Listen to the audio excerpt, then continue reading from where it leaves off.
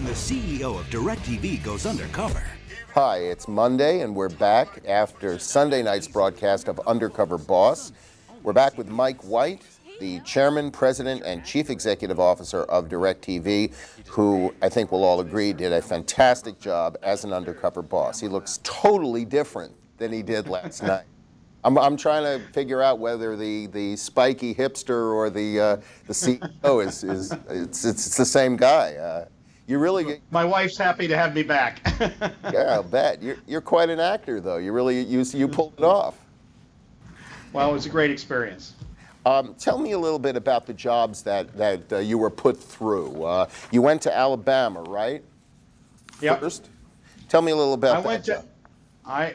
You know, for some reason we decided to pick the locations to go to at the time of year when it was the least attractive time of year. Right. It was 95 degrees and humid, and we were doing an install in Alabama.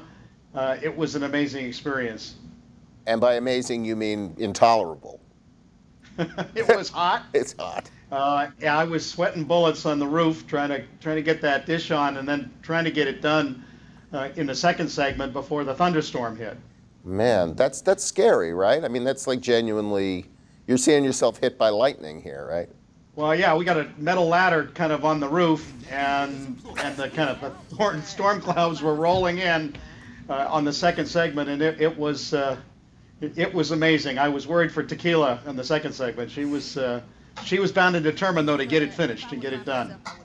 Now, did the experiences you had there uncover things about your company that you, when you got back to your office, you said, let's get to work on some things that I found out?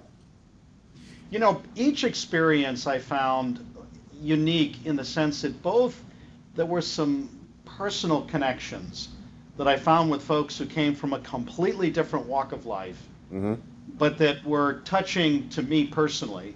And at the same time, I also saw both some things that our company does incredibly well. I mean, both Phil and Tequila in the first two segments, they weren't leaving the home until we got that service completed for the customer. They were so passionate about customer service. But there were also a few things that didn't work exactly the way we drew it up in the laboratory, and are opportunities for us to improve. We've got a whole task force that is working on addressing some of the things that we found during the process of filming Undercover Boss. They're essentially logistical problems, right? Like flow of information or flow of hardware or things like that. They are logistical problems. Sometimes processes and procedures don't work the way you think they do.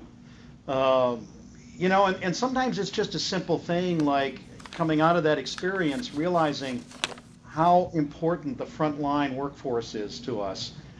You know, so we're going to have a Technician Appreciation Day next April in recognition of all of our frontline workers, because I don't think we thank them enough for the hard work they do for us. Well, you know, it is kind of, after a while, it becomes kind of a concept, you know, frontline workers or whatever the jobs are. You don't really have a strong image in your mind of what that is because you're dealing with other things, but this really brings it home. To be an undercover boss really brings it home, huh? You know, I like to think the show's not so much about the undercover boss.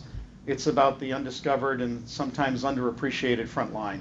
And the fact of the matter is, when I think about the evening news, when you turn on the CBS evening news, more often than not, kind of you're getting stories of tragedy or of kind of folks doing bad things.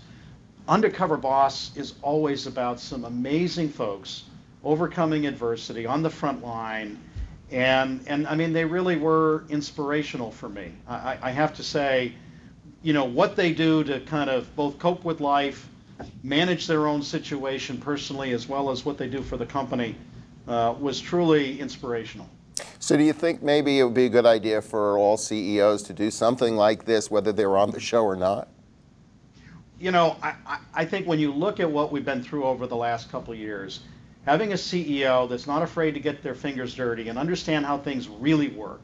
It's great to have the strategic visions and all that stuff, right, but does it really work at the front line? And second, can you connect and walk a mile in the shoes of the frontline folks you're asking to actually execute the strategy? It builds trust and I think empathy. And I think if there's something we need a lot more of in corporate America with too many examples the last 3 or 4 years.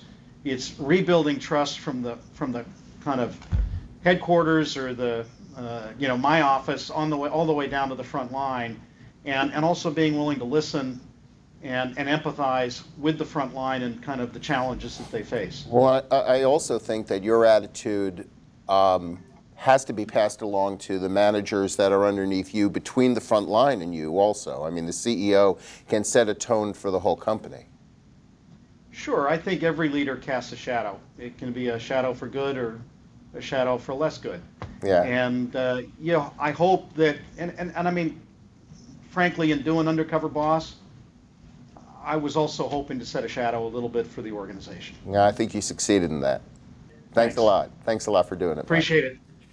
Well, that does it for this week. Next week, we'll be back with Undercover Boss on CBS, featuring Frontier Airlines, CEO of Frontier Airlines, and should be an uplifting experience.